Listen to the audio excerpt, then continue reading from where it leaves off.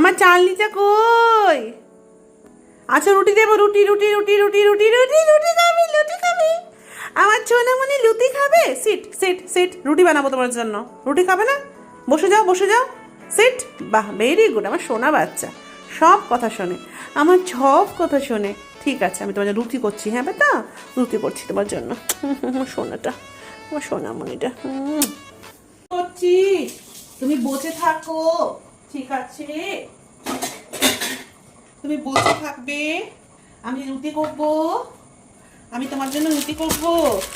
তুমি আশীর্বাদ আটা রুটি খাবে চাললি?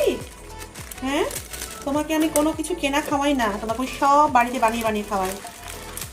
জানো তো, যারা এদেরকে ভালোবাসে তারা হয়তো জিনিসগুলো বুঝবে, বাট অনেকের চোখে এটা মনে হবে যেটা আদিক্ষেতা, বাবা এত কিছু বা কেন।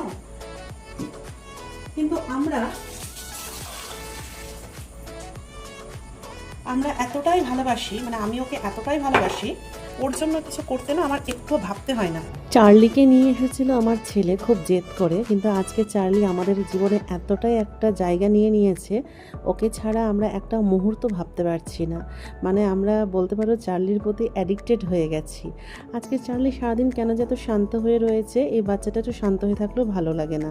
বাড়িতে ডগি আছে বলে অনেকের কাছে অনেক কথা শুনতে পাই, অনেকেরই অবজেকশন। তাদেরকে বলবো হালকা করে বোরোলিন লাগিয়ে নাও, আমার কিছু করার নেই। ভুল জায়গায় অ্যাডভাইস দিয়ে কোনো লাভ নেই। আমি ভালো আছি চার্লিকে নিয়ে।